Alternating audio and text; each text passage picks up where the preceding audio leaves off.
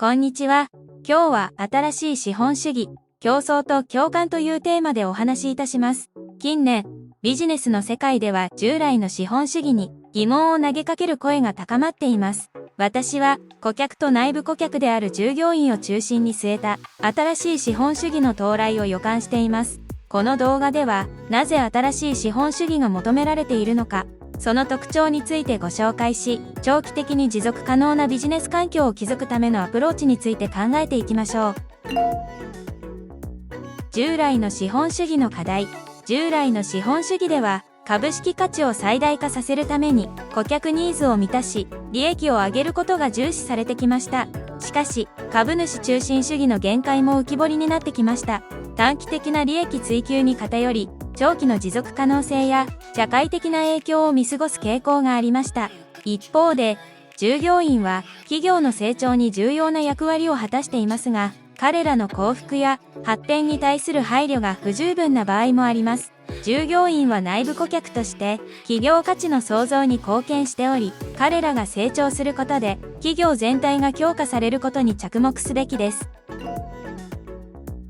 新しい資本主義の特徴。新しい資本主義では、顧客だけでなく、従業員やサプライヤー、地域社会など、企業に関係するすべてのステークホルダーを考慮に入れます。すべてのステークホルダーの利益をバランスよく追求することで、長期的な持続可能性を追求するビジネスモデルを目指します。日本では近江商人の経営哲学としてよく知られている三方よしの精神とよく似ていますね。新しい資本主義では、従業員のエンゲージメントが重要な要素となります。従業員が自身の仕事にやりがいや責任を感じ、組織の目標に共感し、積極的に関与することで、企業のパフォーマンス向上につながります。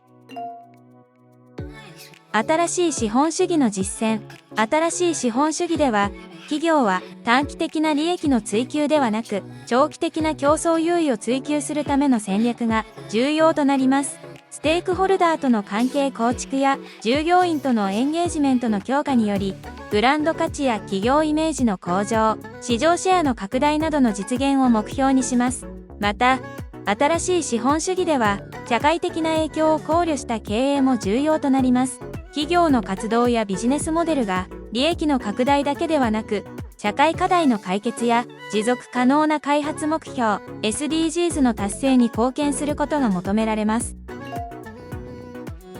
まとめ、新しい資本主義は顧客と内部顧客でもある従業員を中心に据え、ステークホルダー全体の利益追求を目指すアプローチです。持続可能な競争優位と社会的な影響の大きさも目指しながら、ビジネスの成長と発展を実現することが求められます。皆さんも自身のビジネスにおいて、新しい資本主義の理念を取り入れて、持続可能な価値の創造にチャレンジしてみてはいかがでしょうか。本日は、新しい資本主義、競争と共感というテーマでお話ししました。顧客と内部顧客である従業員を中心に据えた、新しい資本主義は、持続可能なビジネス環境の構築に向けた重要なアプローチです。ぜひ、この考え方を参考にし、長期的に持続可能なビジネスの実現に向けて取り組んでみてください。本日の解説は以上です。ご視聴ありがとうございました。